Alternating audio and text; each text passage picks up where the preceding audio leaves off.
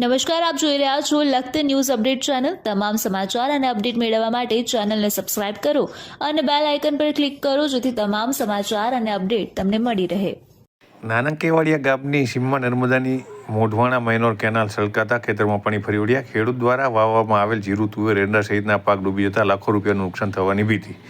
લખતર તાલુકાના અનેક ગામડામાંથી પસાર થતી નર્મદાની માઇનોર સબ માઇનોર કેનાલ પસાર થાય છે। હાલમાં શિયાળાની ઋતુ ચાલતી હોય ખેડૂતો દ્વારા શિયાળુ પાકની વાવણી કરેલ છે। હાલ ખેડૂતોએ જીરા, તુવેર, એરંડા પાક માટે પાણી જરૂરિયાત છે। આથી માઇનોર સબ માઇનોર કેનાલમાં બ્રાન્ચ કેનાલમાંથી પાણી છોડવામાં આવી રહ્યું છે। ત્યારે સૂત્રો પાસેથી મળતી માહિતી મુજબ ગુજરાત રાજ્યમાં ભ્રષ્ટાચારે માજા મૂકી હોવાથી સરકાર દ્વારા કેનાલની સાફ સફાઈ નિયમિત કરવામાં આવે તે માટે દર વર્ષે ટેન્ડર બહાર પાડી કોન્ટ્રાક્ટ આપવામાં આવે છે, પરંતુ નર્મદાના અધિકારીઓ અને માથાભારે કોન્ટ્રાક્ટરની મિલીભગતના કારણે કેનાલની રેગ્યુલર સાફ સફાઈ કરવામાં આવતી નથી અને બિલ મૂકી રૂપિયા ઉપાડી લેવામાં આવે છે। ત્યારે કેનાલમાં કચરો એકત્ર થઈ જતા કેનાલ ઓવરફ્લો થાય છે અથવા કેનાલનું કામ નબળું હોવાથી ઘણીવાર તૂટી જાય છે અને ખેડૂતોના ખેતરમાં કેનાલના પાણી ભરાઈ જતા ખેડૂતને આર્થિક નુકસાન સહન કરવું પડે છે। ત્યારે નાનકેવાડિયા ગામમાં વાટાની સીમ તરીકે ઓળખાતી સીમમાં નર્મદાની કેનાલ છલકાઈ જતા ખેડૂતોના ઊભા પાકમાં પાણી ભરાઈ જતા જીરું, તુવેર, એરંડા સહિતના પાકમાં પાણી ફરી વળતા ઊભો પાક બળી જવાની ભીતિ ઊભી થતાં ખેડૂત દ્વારા વિડીયો વાયરલ કરવામાં આવ્યા છે અને તેમના દ્વારા નામ નહીં દેવાની શરતે જણાવવામાં આવ્યું છે કે આ કેનાલ અવારનવાર છલકાય છે। તેમના દ્વારા